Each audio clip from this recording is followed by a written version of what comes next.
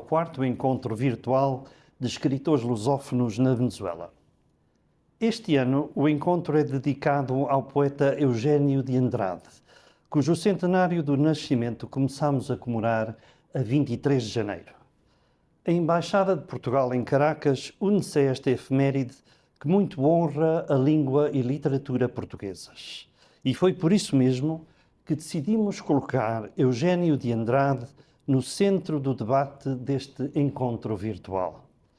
É uma justa homenagem ao poeta e é um modo de se assinalar com destaque e distinção o final das comemorações deste centenário na Venezuela. Em vida, Eugênio de Andrade viu reconhecido o seu estatuto de poeta destacado nas letras contemporâneas portuguesas. Foram-lhe outorgados diversos galardões de grande prestígio, tais como o Prémio Camões, em 2001, o Prémio da Associação Internacional de Críticos Literários, em 1986, o Prémio Dom Dinis, da Fundação Casa de Mateus, em 1988, e o Grande Prémio de Poesia da Associação Portuguesa de Escritores, em 1989. Este 4º encontro virtual de escritores lusófonos decorrerá de 26 a 30 deste mês e será transmitido pelos canais de coordenação de ensino de português na Venezuela e pelo Correio da Venezuela. Também poderá ser seguido através da página da Embaixada de Portugal em Caracas, na rede social Facebook. O evento conta com o apoio do Camões, Instituto Público, do Festival Literário Internacional de Caldas, no Brasil, conhecido como Flipossos, do Centro de Língua Portuguesa de Maracai e do Centro de Língua Portuguesa de Caracas. A todos os nossos apoiantes e colaboradores, sem os quais não seria possível a realização deste programa, deixo desde já os meus melhores agradecimentos. À semelhança de anos anteriores, convidamos 5 escritores de nacionalidades diferentes que escrevem sobre realidades e temáticas distintas, usando todos eles a língua portuguesa. Assim, teremos a oportunidade de falar com a escritora portuguesa Ana Cristina Silva, finalista de vários certames literários e vencedora do Prémio Urbano Tavares Rodrigues em 2012. Falaremos também com Luís Eduardo de Carvalho, do Brasil, com Shiva, de Macau, e com Dani Vambira, de Moçambique.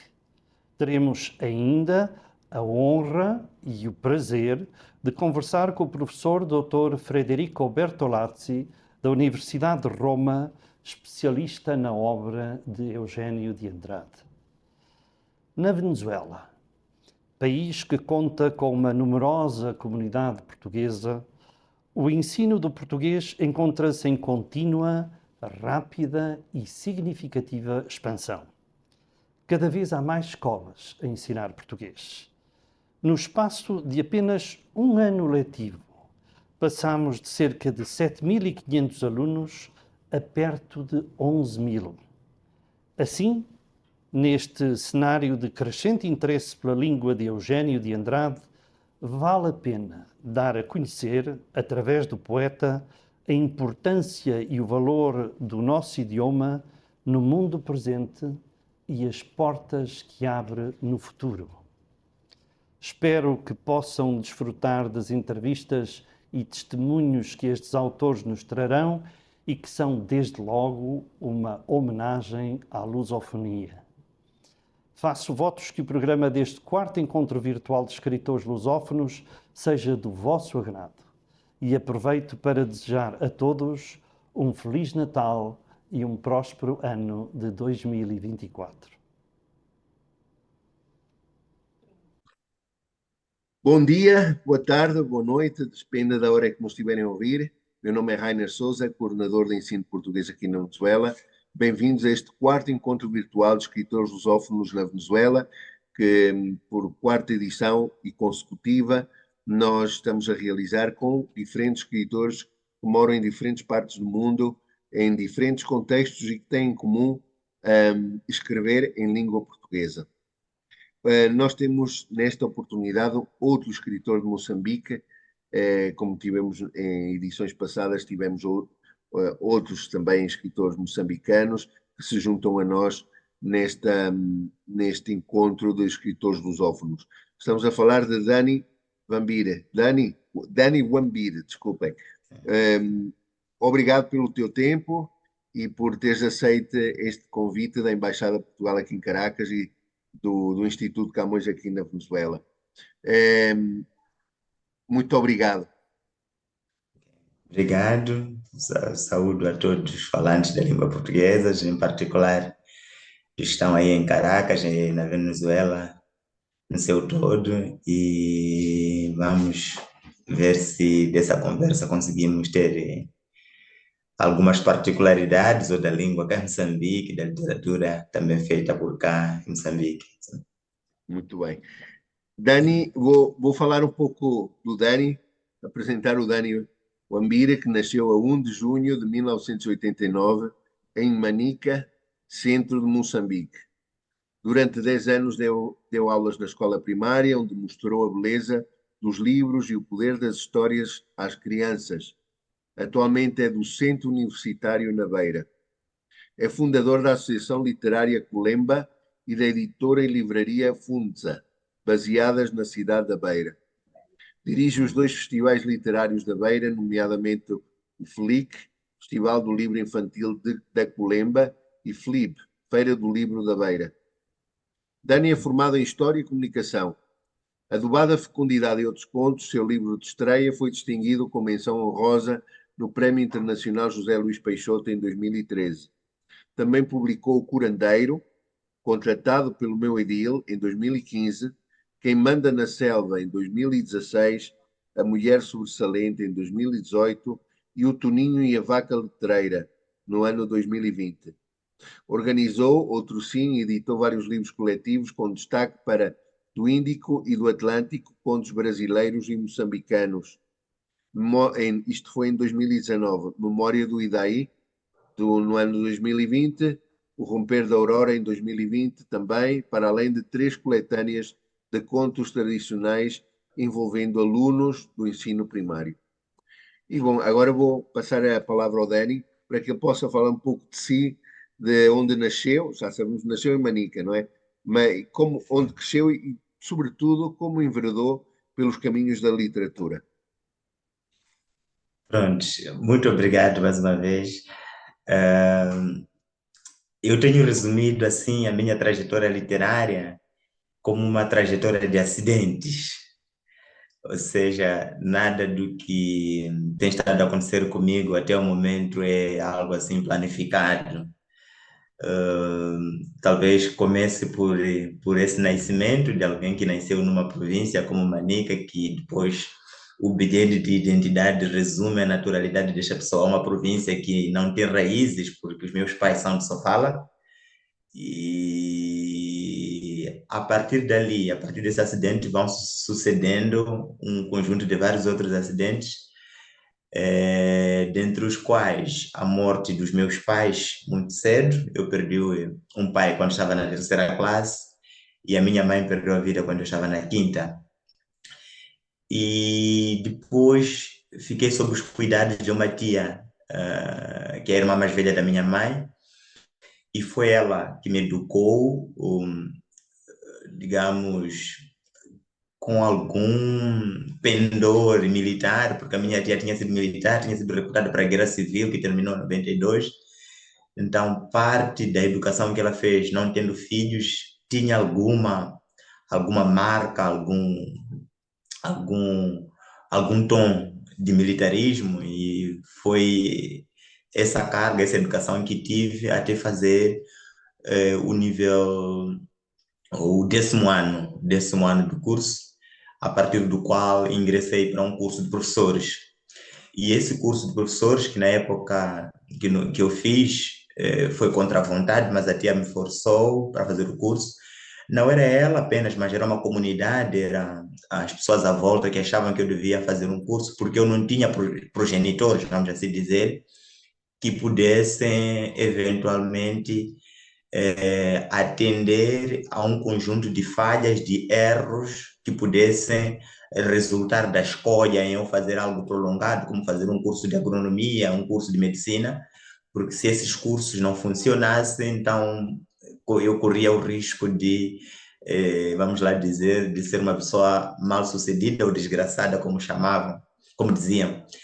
E tive que ceder, fiz este curso, mesmo contra a vontade, como eu disse, e depois fui afeto, depois de fechar o curso, depois de 2 anos, a um distrito aqui da província de Sofala, que é o distrito de Machanga, que é tido como uns distritos, ou até algum tempo era tido como um dos distritos muito conservador, onde havia forte presença da feitiçaria e às vezes brincando, às vezes era mais eficaz a feitiçaria que a polícia nesses lugares, porque as pessoas para manterem a ordem nesses espaços, a feitiçaria realmente funcionava, né? Que as pessoas tinham medo de cometer crimes, tinham medo de se prostituírem, tinham medo de mexer em coisa alheia, porque a feitiçaria no final do dia poderia, digamos, manter a ordem. E às vezes as consequências apenas eram graves, porque, como nós dissemos, que no poder tradicional ou na feitiçaria, mais do que também recuperar ou reparar os danos que se causa às vítimas, também quer se ah, castigar quem prevarica ou prevaricador. Então, tendo ido a esse distrito, tido como conservador, com um conjunto de práticas tradicionais que, se calhar, se tivermos tempo, eu posso ir mencionar, fazer menção a algumas, então eu fui obrigado a ter um conjunto de cuidados, a ser um pouco mais recatado para que a desgraça não se abatesse sobre mim, naturalmente. Então foi nessa altura que comecei a escrever. E essa escrita, mais do que ser um sinal ou ser um refúgio para dos problemas que eu via ou do medo que eu tinha, ele também começou a ser uma espécie de tentativa de converter em coisa comum a um conjunto de fenômenos estranhos que eu vivia. E esses fenômenos estranhos, digo estranho porque não tenho outra expressão, mas alguém que tinha sido educado num ambiente urbano e foi para um ambiente rural, ver situações em que uma criança é atacada por um cão raivoso e é morto por um cão raivoso, e mesmo assim a comunidade dizer que o cão raivoso se mordeu aquela criança porque é um feiticeiro que terá mandado, né? Situações em que podia nascer uma criança deficiente, coxa, sem muito, aparente, com deficiência aparente, e que para se provar isso, a criança era levada a um lago onde havia um crocodilo que tinha esse papel de definir ou decidir se a criança era realmente deficiente ou não. Se era deficiente, não voltava, e se não era deficiente, a criança era retirada do rio, assim, a salvo. Então, esses fenômenos todos, para alguém que tinha, repito, tinha sido educado no ambiente urbano, eles eram estranhos. E eu precisava digerir esses fenômenos para que deixassem de ser estranhos. E uma forma de convertê-los em fenômenos comuns era por via da escrita. Então, foi ali que eu comecei a escrever, para entender melhor a realidade que me cercava. E quando despertei ou mostrei os textos que eu ia escrevendo a pessoas um pouco mais experientes, acharam que ali estava um vírus da escrita, como dizia, um vírus da escrita, e que depois era preciso alimentar esse vírus para que eventualmente um dia eu pudesse escrever e essa escrita chegar a mais pessoas, como tenho estado a fazer nos últimos tempos. Então, esse é o primeiro momento em que, vamos lá, começa essa escrita, esse contato com o texto, com a palavra, se bem que dentro da família, o meu pai tinha muitos livros, mas esses livros, infelizmente, acabamos depois, por falta de valorização, não compreenderam muito esse livro na infância, depois que ele perdeu a vida, acabamos vendendo ao desbarato, as senhoras que vendiam feijão na rua, camarão, para poder se embrulhar, mas mais tarde depois fiquei a saber que realmente eram produtos valiosos, eram livros valiosos, que eram importantes, mas o primeiro contacto com a escrita com a palavra acontece mesmo no distrito de Machanga, diante desse fenômeno que eu tentei descrever pouco, sim. Podemos dizer, Dani, que a Moçambique e a cultura moçambicana estão sempre presentes nas tuas obras, certo? Certo, é isso, tanto mais que temos estado a dizer que a literatura ou as histórias de Moçambique estão na rua, né? Nós somos um país eh, onde as histórias estão lá presentes, estão presentes em todas as cerimônias, estão presentes nas conversas, nos machimbombos ou autocarros, estão presentes dentro da igreja, da religião, porque nós somos uma sociedade que se educa através das histórias.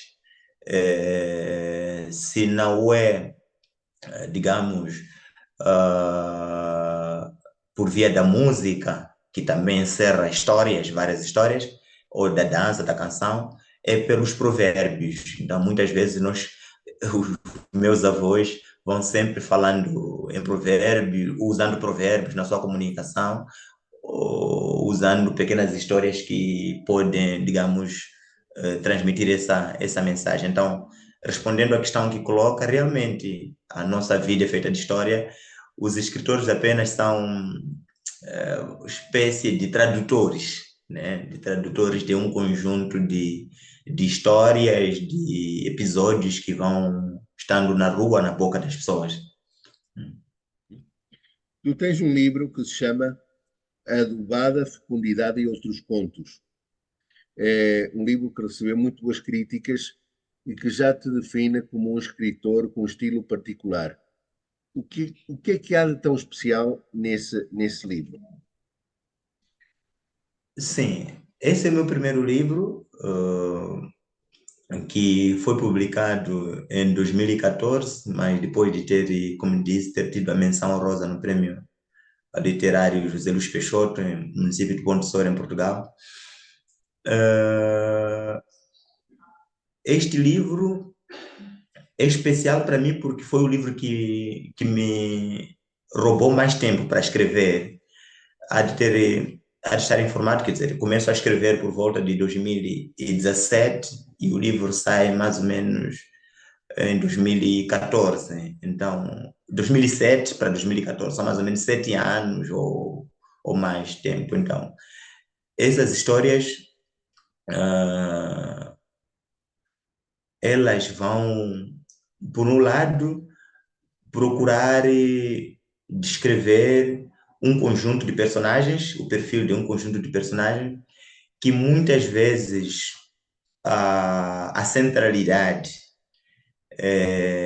tenta excluir, porque muitas vezes, como já se disse algumas vezes, às vezes nós tendemos a reduzir uma pessoa, o pensamento de uma pessoa, ou a totalidade mesmo, o lado holístico de uma pessoa, só porque nós não falamos a língua dessa pessoa. Às vezes, quer dizer, o inglês, se chega em determinado lugar, se lá nesse espaço, nesse lugar, falar inglês e as pessoas locais não puderem falar inglês, elas são anuladas. É como se elas não pensassem, não refletissem. Então, essa é a armadilha da língua. Do mesmo jeito que acontece com o desenvolvimento, os que estão nas centralidades, nos espaços centrais onde se tomam decisões, muitas vezes fazem-no sem consultar, sem ouvir a voz de quem está no espaço da periferia. E esse livro, Adubada Fecundidade e Outros Contos, há de ser esse exercício de dar voz a essa gente que está na periferia, que tem pensamento, tem ideias e quer ser uma voz, né? Nesse espaço, vamos assim dizer, no concerto das vozes, ou do pensamento, das decisões. Então, foi esse exercício que eu sempre tentei fazer, desde o primeiro conto, que é A Vítima da Rede Mosquiteira, que é o texto que abre este livro, que é a história de, de, de, de um mosquito que invade o tribunal para exigir justiça a alguém que estava a ser injustiçado. E ao fazer isso, essa personagem, vamos lá, usando essa personificação, ir a um tribunal, talvez represente eh, alguma coisa que o poder moderno, digamos, tema em não ver, que este poder pode dialogar com o poder tradicional, que é esse poder representado por mosquito, tanto mais que nas nossas comunidades, se calhar isso já se calhar acontece hoje, se verifica em outros pontos, que a ligação entre o homem e alguns fenômenos da natureza, como chuva, ou ainda com alguns animais, como leão, elefante, através do totemismo, está sempre presente, que a nossa nunca chegamos a saber a separação que há entre um ser humano e uma planta, o ser humano e o animal, porque há pessoas que têm essa ligação. Eu, pelo menos, estou a falar neste momento, o meu totem é uma formiga, que é Jiu Change.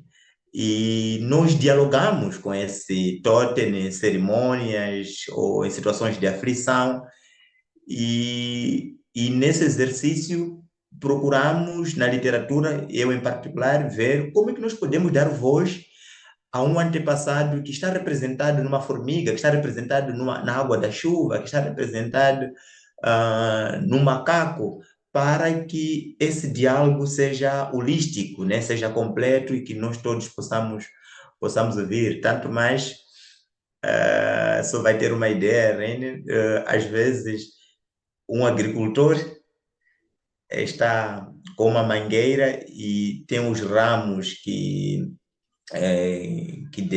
numa árvore jovem, vai tender a entortar-se. E ele vai amarrando os ramos que estão na boa posição, e quando esse ramo desobedece, ele pode dizer, como se fosse um ser animado, não animado, e achar que ele diz assim, que esse ramo não me ouve, não me obedece. Então, como se aquilo existisse algum espírito, né, dentro daquela árvore que fizesse isso propositadamente. Aliás, dentro das nossas línguas vernáculas, as expressões um carro, por exemplo, em língua portuguesa nós dizemos que pernoitou, mas nas nossas línguas o carro dorme. O carro dormiu fora. Se não estiver fora, se estiver fora da garagem, vamos dizer que o carro dormiu fora, né? Mas em português erudito é pernoitou fora. Mas dentro das nossas línguas nós achamos que esses objetos têm vida, né? Têm vida. Digamos, o silêncio. O silêncio, nós temos o silêncio, ou se calhar o sal, sentir o sal dentro ou num caril, que chamam caril, caril, não sei se o termo também na Venezuela é assim, Sim, sim, sim, o é. caril, sim, para sentir o sal dentro de um caril, nós dizemos, estou a ouvir o sal, quer dizer, é como se o sal emitisse um som. Som. Exatamente. Então, existe uma série de coisas que as línguas aqui vernáculas, que depois nós transportamos para a língua portuguesa, que vão traduzindo essa relação de intimidade com diferentes fenômenos da natureza, com, com animais, plantas, para que haja esse diálogo, vamos assim dizer, eh, de todos para todos, de uns com os outros, e se calhar holística, um diálogo que envolva todos, e todos devem ser ouvidos, sim. Olha, outro livro que também foi muito apreciado é O Curandeiro Contratado pelo Meu Edil, uma obra onde nos surge a cidade de fim do mundo. Sim. Sentes também, Dani, a necessidade de denunciar vícios políticos e os dilemas sociais do nosso tempo nos textos que tu escreves? Sim. Este livro em particular, que é um livro que eu chamo um livro onde está um Dani fotógrafo.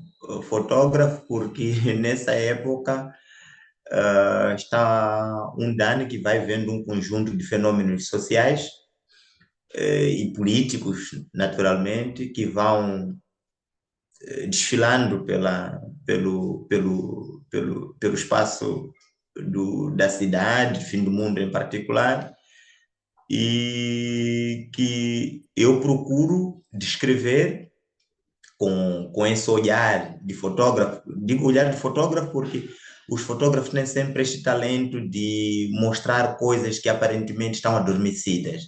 E eu faço esse exercício nesse livro de, de descrever, de como,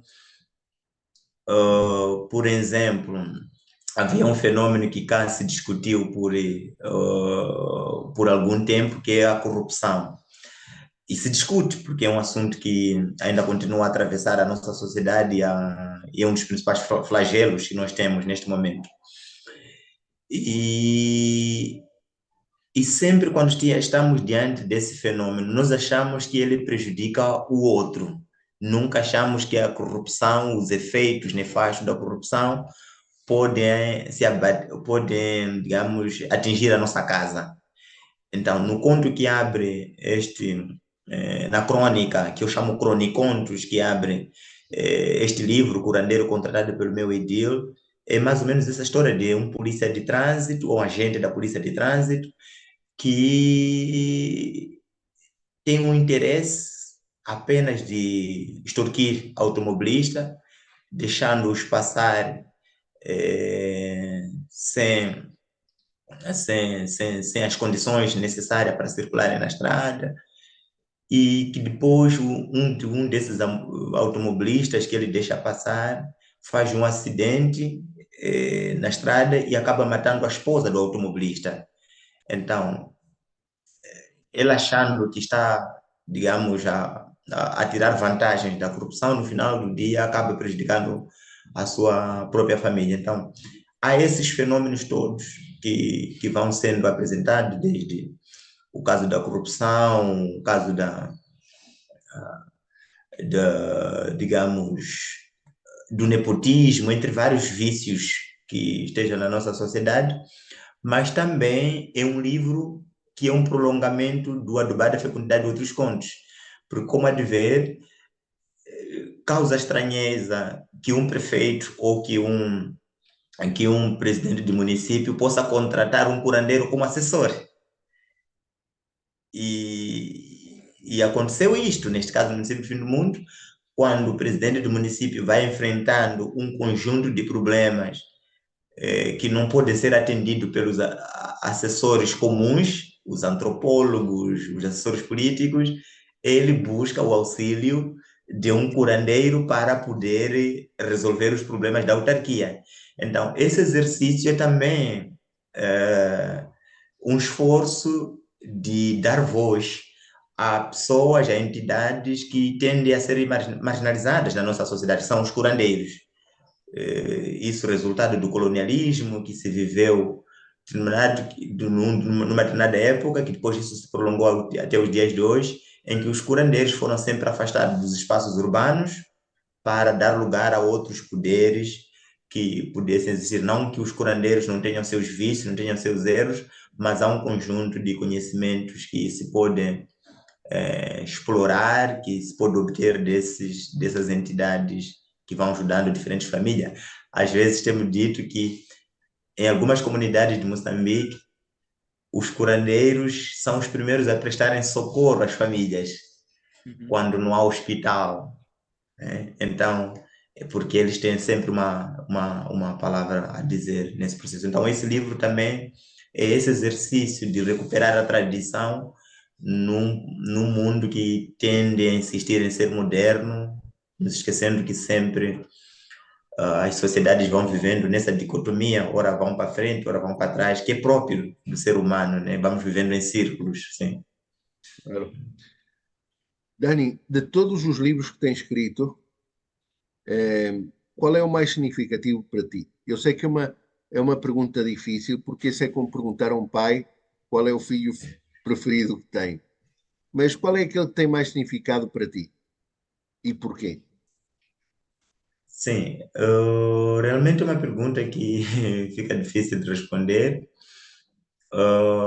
mas há um livro que, embora não tenha tido a projeção necessária, que foi O Adubar da Fecundidade, que é o livro que eu tive mais tempo para escrever, que é o mais significativo. Entretanto, existe um livro que tem caído nas graças do público leitor, que é o livro A Mulher Sobressalente.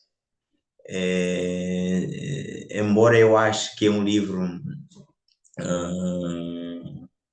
ah, vamos lá dizer, um livro que eu escrevi, os escritores às vezes têm os livros que acham que vão ser os livros, que vão ser os tais que vão marcar. Entretanto, o público sempre na recepção, os leitores na recepção dos livros vão sempre por outros caminhos. Aconteceu-me isto na época que eu editei o livro Adubar a Fecundidades e no ano seguinte editei o Curandeiro Contrário do Meu Idilo. Quando eu ia a lançamentos em que tinha os dois livros, muitas vezes os leitores preferiam ficar com o livro Curandeiro Contrário do Meu Idilo, mesmo eu defendendo o meu livro principal, que eu achava que era principal, é Adubar a Fecundidade e Outros Contos. Do mesmo jeito, nem posso discutir mais com as pessoas quando tem o livro A Mulher Sobressalente em cima da mesa, então o Adubar da Fecundidade sempre não tem espaço. Tanto mais que o livro Curandeiro, Contratado pelo Meu Idil, e A Mulher Sobressalente são livros que já têm já a segunda edição, mas o Adubar da Fecundidade e Outros Contos ainda está com a primeira edição. Então, pronto, não sei se chamaríamos essa insatisfação que um escritor vive, né, dia após dia. Quer dizer, tem uma obra que vai produzindo, que é significativa, como bem perguntou, entretanto, há outros livros que vão ser os leitores acharem que é o mais significativo para eles. Dani, como vês, tu como escritor, como jovem escritor moçambicano, a literatura que é produzida neste momento em Moçambique? Porque nós temos todos uma ideia cá fora, não é? Como moramos cá fora, que Moçambique é talvez dos países lusófonos e africanos, os chamados palopes, não é? Com mais produção literária. Parece ser que aí há uma grande quantidade de escritores, cada vez a produzir mais. Primeiro queria perguntar como é que tu vês o panorama literário moçambicano, qual é a tua opinião como escritor? E também gostaria de saber o porquê disso, porque é que Moçambique, nas últimas décadas, tem se destacado como um dos países mais produtores de literatura na África. Sim.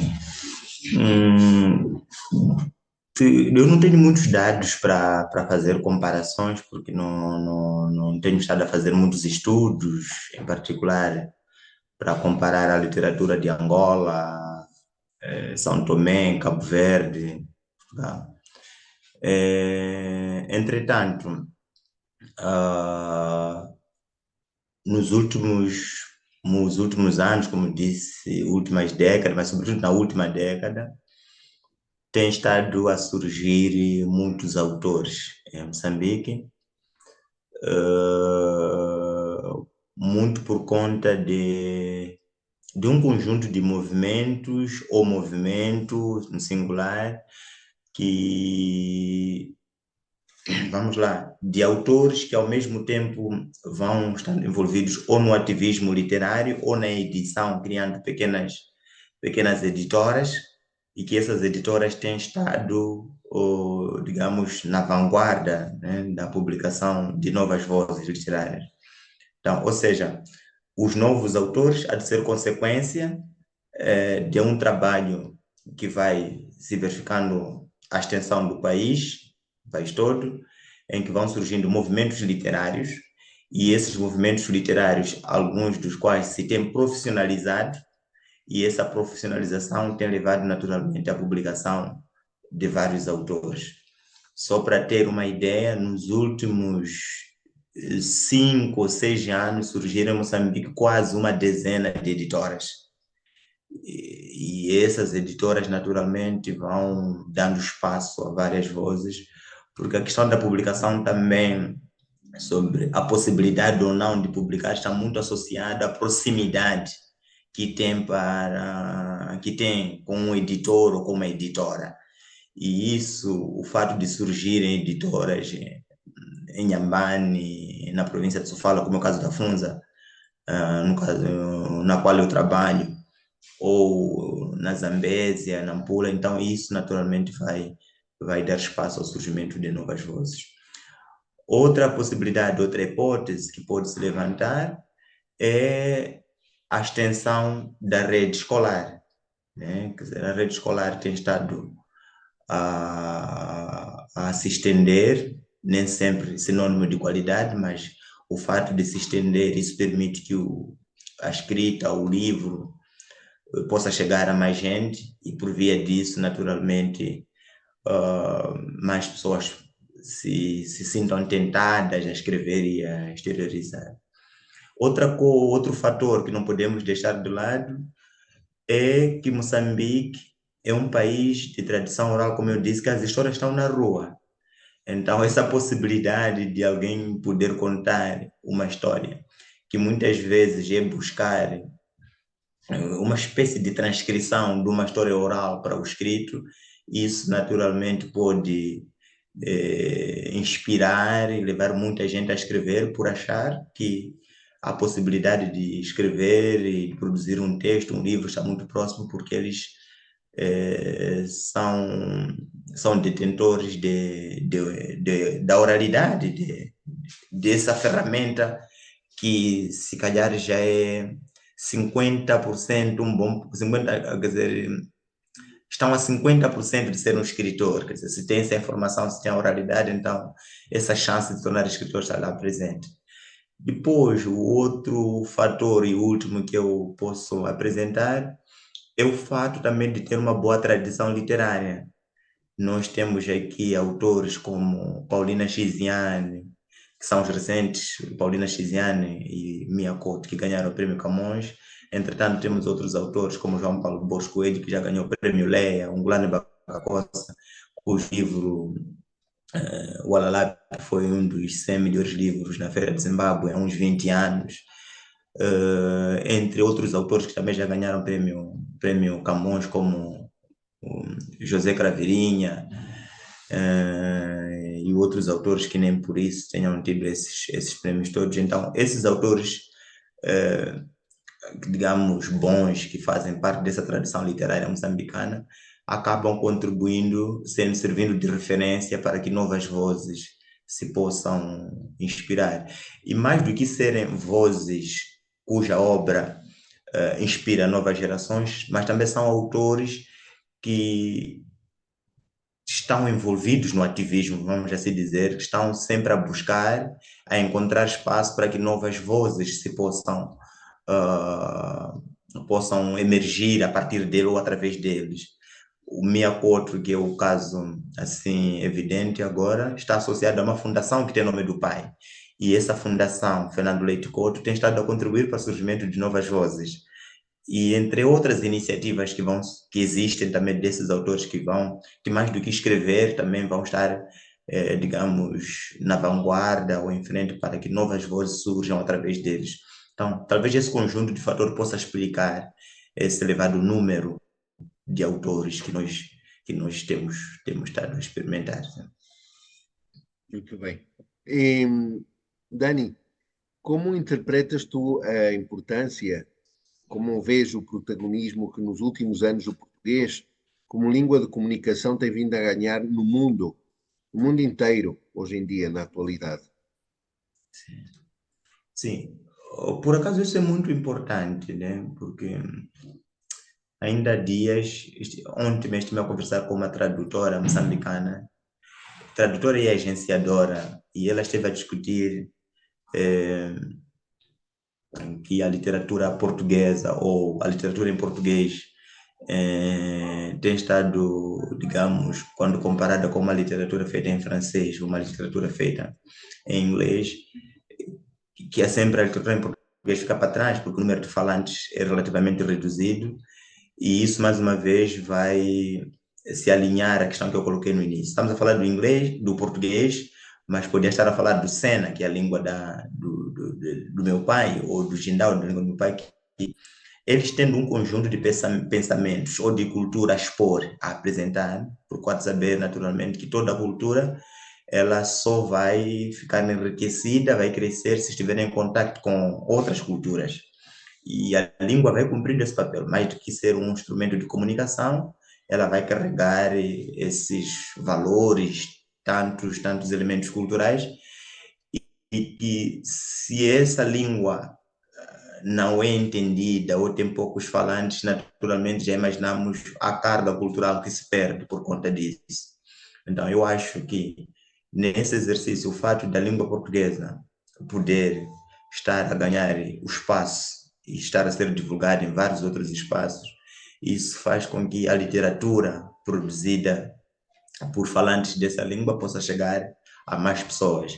E chegar a mais pessoas para que haja naturalmente esse contato, para que haja essa troca entre diferentes culturas. Então, eu acho que louvo muito esse crescimento da língua portuguesa, não, como eu digo, não com uma ideia de colonização, porque eu não acho que as línguas tenham que se colonizar umas às outras, mas como uma oportunidade de eu me expressar, dizer o que sinto, dizer o que penso sobre a minha realidade, minha visão do mundo. E eu acho que com o crescimento da língua portuguesa, porque eu sou detentor dessa língua, o angolano é o são tomense, é o português, é então, nós conseguimos nos expressar. Então, acho que temos que fazer o esforço de sermos compreendidos para não corrermos esta coisa de estarmos num ponto em que exista a língua dominante. Eu acho que é um erro muito grave esta coisa no mundo de ter uma língua dominante. Eu acho que tem que haver várias línguas para que várias pessoas possam expressar, assim como há várias culturas. Sim. Muito bem. Bom, chegamos ao fim desta agradável conversa com Dani Guambiri, jovem escritor moçambicano, autor de várias obras, eh, algumas delas com bastante reconhecimento e pela crítica literária da atualidade. E pedir ao Dani uma despedida aqui do público da Venezuela, luso-venezuelano, lusófono no mundo inteiro e também hispânico, porque uma vez que estas entrevistas estão a ser legendadas em língua espanhola. Bom, Dani, Oh, uma despedida aqui para o público. ok. Obrigado pelo convite mais uma vez e espero que essa conversa tenha valido a pena, que as pessoas tenham ficado com alguma coisa, ou tenham retido alguma coisa dessa entrevista e faço um convite para que conheçam um pouco mais da literatura moçambicana, uma literatura para além das vozes já conhecidas, como a da Paulina Chiziane, do Miyakoto, do João Paulo Boscoelho, do Ngulano Bacacossa, mas há novos jovens autores que estão a produzir uma boa literatura e editoras que estão a produzir também bons livros. É o caso da Etale, que tem trabalhado muito na tradução de livros africanos para chegar a Moçambique, são de países que falam inglês, mas que chegam, são traduzidos cá em Moçambique. A 3009, a, a Cavalo do Mar, a Colera, a Massinhana Edições. As pessoas podem ir para os sítios da internet localizar essas editoras, para além da Funza, naturalmente, na qual eu trabalho. Então, eu acho que por essa via também vão conhecer um pouco mais os autores e podermos fazer essa troca, né? E a literatura também é espaço de troca, de intercâmbio entre várias vozes. Sim. E muito obrigado. Muito obrigado, Dani. Um abraço e tudo bom para ti. Obrigado, tchau.